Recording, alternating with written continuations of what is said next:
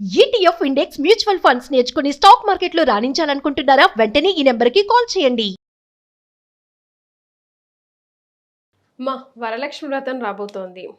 దీనిపైన ఉన్న అన్ని కన్ఫ్యూజన్స్ ఈరోజు ఎపిసోడ్లో మనం దూరం చేద్దాం. పూజా విధానం ఎలా చేసుకోవాలి, ఎన్ని నైవేద్యాలు మనం అర్పించాలి, ఎన్ని తోరంకులు కట్టాలి, అన్ని అన్ని అన్ని ప్రశ్నలే. ఎన్ని సంవత్సరాలుగా చేసుకుంటున్నాం, మళ్ళీ చిన్న అనుమానం, చిన్న డౌట్స్ ఉంటాయి. లాంటి వాళ్ళకి అన్ని నివృత్తి చేసేద్దాం ఇవాళ ఎపిసోడ్లో. సాధారణంగా వరలక్ష్మి వ్రతాన్ని శ్రావణ మాసంలో పూర్ణిమకు ముందు ఉండేటటువంటి శుక్రవారం చేసుకుంటారు. ఇది పద్ధతి. ఎవరికన్నా అప్పుడు వీలు కాకపోతే తరువాత శుక్రవారం కానీ మరొకసారి కానీ చేసుకుంటారు. ఇది సంవత్సరానికి ఒక్కసారి చేసుకునేటటువంటి వ్రతం, వరలక్ష్మి వ్రతం. వరలక్ష్మి నోము అనగా విన్నారా మీరు? వరలక్ష్మి వ్రతం అనే అంటాం. వ్రతము అనేటటువంటి పదానికి ఆచరణ, ప్రవర్తన, ఒక నియమబద్ధమైన ప్రవర్తన అని అర్థం. ఈ వరలక్ష్మి వ్రతం చేసుకున్నాక వరలక్ష్మిలాగా అనగా ఐ రిపీట్ అమ్మా, ఈ వరలక్ష్మి వ్రతం చేసుకున్నాక చారుమతిలాగా తాను ఉండాలని అనుకోవడం ఈ వ్రతం యొక్క ప్రయోజనం. అది వ్రతం అంటే అది అంటే ఇలా ఉంటాను అని ఒక నియమం పెట్టుకోవడం కదా వ్రతం అంటే. చారుమతిలాగా ఉంటాను అని అనుకోగలిగితే వరలక్ష్మి వ్రతం జీవితంలో ఒకసారి చేసుకున్నా చాలు. అటువంటి ఈ వరలక్ష్మి వ్రతం ఇన్ని పెద్ద నియమాలు లేవు, ఇన్నిసార్లు చేయాలి అన్నిసార్లు చేయాలని. జీవితాంతం చేసుకుంటూనే ఉండొచ్చు. ఇది వాళ్ళు చేయాలి వీళ్ళు చేయాలనేం లేదు, చిన్నపిల్లలు తగ్గించి అందరూ చేసుకోవచ్చు. ఈ వరలక్ష్మి వ్రతాన్ని పెళ్ళైన ఆడవాళ్లే చేస్తూ ఉండడం చూస్తాం. నిజానికి భార్యాభర్తలు ఇద్దరు కూర్చుని చేసుకుంటే మంచిది.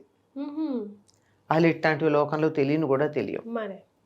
అటువంటి ఈ వరలక్ష్మి వ్రతం ఏదైతే ఉందో సంవత్సరానికి ఒక్కసారి చేసేది, అది ఎందుకు చెయ్యాలి అని మీరు అడిగారు. ఎందుకు చెయ్యాలి అంటే మనకి వరలక్ష్మి కావాలి అంటే చెయ్యాలి. వరలక్ష్మి అంటే శ్రేష్టమైన లక్ష్మి. ఇప్పుడు మనకి శుద్ధలక్ష్మి, మోక్షలక్ష్మి, జయలక్ష్మి, సరస్వతి అని చెప్తూ ఉంటాం. వీటన్నిటిలోనూ కూడా వరలక్ష్మిశ్చ ప్రసన్న మమ సర్వదా అని. ఇవన్నీ కూడా ఇన్ని రకాల లక్ష్ములు ఉంటే వీటన్నిటిలో ఏదైతే ఉందో అటువంటి అష్టలక్ష్ముల్లో లేదు ఈవిడ. ఎందుకని చెప్తా. ఈ అష్టలక్ష్ములు కాకుండా ఈ వరలక్ష్మి ఎట్లాంటిదంటే సిద్ధలక్ష్మి, మోక్షలక్ష్మి, జయలక్ష్మి, సరస్వతి, శ్రీలక్ష్మి, వరలక్ష్మి, ఇవి ఈ 6 ఈవిడి విశేషణాలు. అష్టలక్ష్ములు ఏమిటంటే లక్ష్మీదేవికి ఉన్నటువంటి 8 భిన్నమైన రూపాలు. ఇప్పుడు సంపద ఉంది అన్నారు. సంపద ఉందంటే ఎట్లా ఉంది? స్థిరాస్తి కావచ్చు, చరాస్తి కావచ్చు. రెండూ చెరో రకమైన సంపదే కదా. మరి ఈ రెండూ కాకుండా ఇంకా ఒక ఆయనకి బాగా డబ్బు ఉంది కానీ పిలిస్తే పలికే గతి లేదు. ఏమిటది? అంగబలం లేదు. ఉండాల్సినటువంటి సంపద ఆత్మీయులు అనేటటువంటి సంపద లేదు. ఇంకొక ఆయనకి ఇంటి నిండా వస్తువులు ఉన్నాయి కానీ తినడానికి అవకాశం లేదు రోగాల వల్ల. ఆరోగ్య సంపద. ఇలా ప్రతిదీ మానవుడు తనకు కావలసినంత వీలైతే తనకు కావలసిన దానికన్నా అత్యధికంగా ఉండేట్టు కోరుకునేవి ఏవైతే ఉన్నాయో అవన్నీ కూడా సంపదలు. ఆ సంపదలు మాత్రమే కాకుండా మరొకటి అన్ని సంపదల్లోకి శ్రేష్టమైన సంపద ఒకటి ఉంది. ఆ శ్రేష్టమైన సంపదని ఇచ్చేటటువంటిది వరలక్ష్మి వ్రతం. ఏమిటి ఈ శ్రేష్టమైన సంపద అంటే ఇందాక చెప్పిన ఉదాహరణల్లో డబ్బున్నంత మాత్రాన తినలేడు. ఈ రాళ్ళు తిని రాళ్ళు అరిగించుకునే వయస్సులో తినడానికి మరమరాలు కూడా దొరకలేదు, రేలంగనుకుంటా చెప్తాడు అన్నమాట. అంచేత ఏది ఏమిటో మనకి తెలియదు. ఉన్నది మనం ఎంత అనుభవించామో అన్న దగ్గరికి వచ్చేటప్పుడు తేడా వస్తుంది. ఉన్నదాన్ని అనుభవించేట్టుగా చేస్తూ అనుభవ యోగ్యతను ఆపాదించేటటువంటి సంపద ఏదైతే ఉందో దాన్ని వరలక్ష్మి అన్నారు. ఉన్న సంపదని అనుభవించడానికి తగినట్టుగా చేసేది. సంపద ప్రత్యేకంగా రావడం కాదు, ఉన్నదాన్ని అనుభవించాలి. ఇప్పుడు ఇందాక నేను చెప్పాను చూడండి, ఆరోగ్యం బోల్డ్ పదార్థాలు ఉన్నాయి కానీ ఆరోగ్యం లేదు, ఏం తింటాడు? అందువల్ల ఉన్నదాన్ని బాగా అనుభవించటానికి తగిన అర్హతను తీసుకొచ్చేది వరలక్ష్మి. వీణేమన్నారు? వర శ్రేష్టమైన లక్ష్మీ సంపద. శ్రేష్టమైన సంపద అన్ని సంపదల్లోకి గొప్పది. ఇదొక్కటి ఉంటే మిగిలిన సంపదలన్నీ ఉన్నట్టే లెక్క. అటువంటి సంపద వరలక్ష్మి. ఈ వరలక్ష్మి మాకు కావాలి అని చేసేటటువంటి పూజ ఈ వరలక్ష్మి వ్రతం. జనరల్గా అయితే అంటే సౌభాగ్యం ఎక్కువగా నిండు నూరేళ్ళు భర్త ఆరోగ్యంగా ఉండాలని చేసుకుంటారని అంటారు కదమ్మా. సాధారణంగా ఆడవాళ్ళు చేసే పూజలన్నీ కూడా తమ కోసం తాము చేసుకునే ఉండవు. ఏ వ్రతం చేసినా అఖండ సౌభాగ్యవతి భవ అని ఆశీర్వదించాలి. అంటే ఇంకేం అక్కర్లేదు ఆవిడికి, నగలక్కర్లా, బట్టలక్కర్లా, మరొకటక్కర్లా, భర్త బతుకుంటే చాలు. మొత్తం అన్ని వ్రతాలకి ఉండేటటువంటి నియమం అదే ఉంటుంది.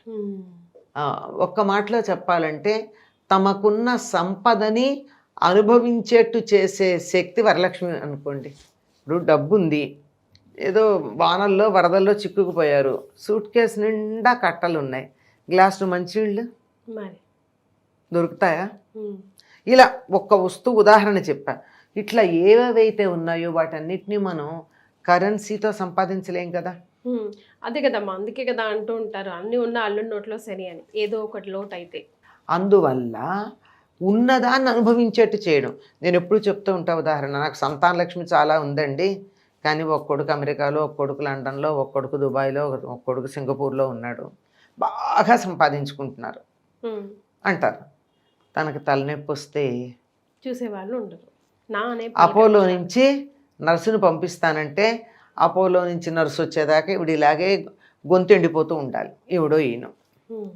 అది కాదు, అది సంతాన సౌభాగ్యం కాదు, సంతానం సంపదగా దొరికింది కాదు, ఊరికే అధికారంగా దర్జాగా ఉండడానికి మాత్రమే వచ్చేది.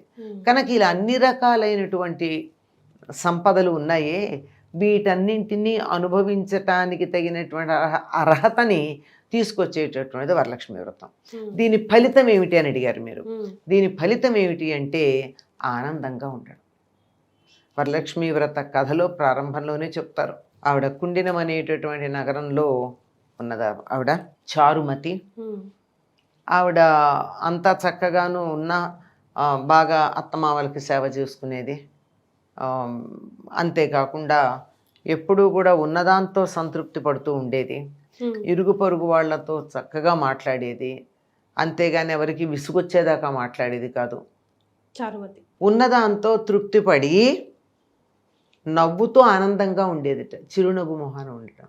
ఈ వ్రతం చేస్తే ఫలితం ఏమిటంటే మనకు ఉన్నదాన్ని అనుభవించి, ఉన్నది కూడా అనుభవించలేరు కదా చాలామంది, ఉన్నదాన్ని అనుభవించి ఆనందంగా ఉండడం, ముఖాన చిరునవ్వు మాయకుండా ఉండడం, ఇంటిల్లిపాది సుఖంగా ఉండడం.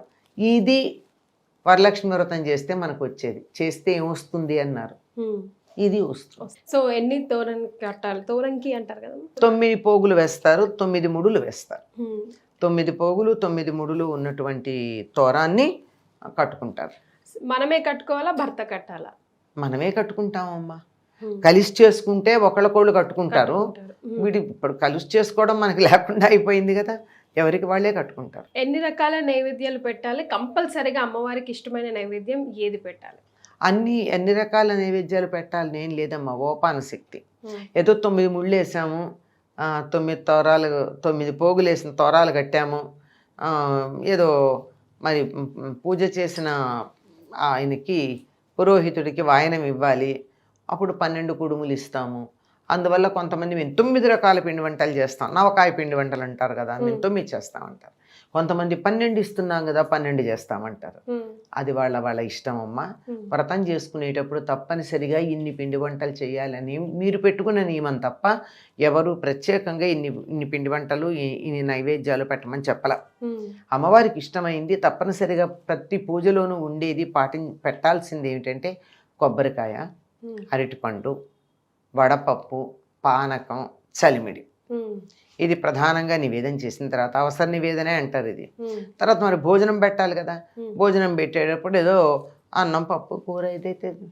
కానీ ఇంకొకటి ఆవిడకి ఇష్టమైందిగా చెప్పబడుతూ ఉంటుంది ఏమిటంటే ఆవు పాలతో బెల్లంతో చేసిన పాయసం. డైరీ పాలు కాదు, అలాగే పంచదార వేయడం కాదు, ఆవు పాలతో చేసింది ఇష్టం. అవి దొరకట్లేదు కనుక ఈ ఉన్నదాంతోనే మనం సర్దుకుని ఏదో ప్యాకెట్ పాలు తెచ్చి అందులో పోసేసి బెల్లం వేసి చేసి పెట్టేస్తున్నాం. బెల్లం కూడా వీటిలో చాలామంది పంచదార వేస్తారు, వేయకూడదు. బెల్లంతో చేసిందే ఇష్టం ఆవు పాలతో. ఇంతవరకు చాలమ్మా. ఆర్భాటంగా ఏమీ లేదు, ఈ పూజ ఖర్చు అయ్యేది ఏం లేదు. ఎట్లాగో ఇంట్లో చారుడు కుంకుమ ఉండనే ఉంటుంది. ఆ చారుడు కుంకుమ అమ్మవారికి పూజ చేయడానికి, పసుపును పూజ చేయడానికి వాడచ్చు. అంతేగాని ప్రత్యేకంగా దీనికోసం అత్యధికమైనటువంటి ధనాన్ని వెచ్చించవలసినటువంటి అవసరం కూడా లేదు. అమ్మ, విత్ పిల్లక వితౌట్ పిల్లక కొబ్బరికాయ, అది కూడా ఒక డౌటే, ప్లీజ్ మీరు క్లియర్ చేయాలి. అసలు కొబ్బరికాయ దేవుడి దగ్గర వాడేటప్పుడు ఆ పైన ఉన్నటువంటి పిలక తీస్తే దేనికి పనికిరాదమ్మా. అవునా? కొట్టేప్పుడు కూడా పిలక ఉండాలి. నైవేద్యం పెట్టేప్పుడు తీసి నైవేద్యం పెట్టాలి. ఓ, ఓకే. అంతేగాని దానికి పిలక లేకుండా దాని విలువే లేదు. సో అన్ని ప్రశ్నలకి జవాబులు మా ప్రేక్షకులకి దొరికాయి వరలక్ష్మి వ్రతానికి సంబంధించి అని ఆశిస్తూ ధన్యవాదాలమ్మా. నమస్కారం.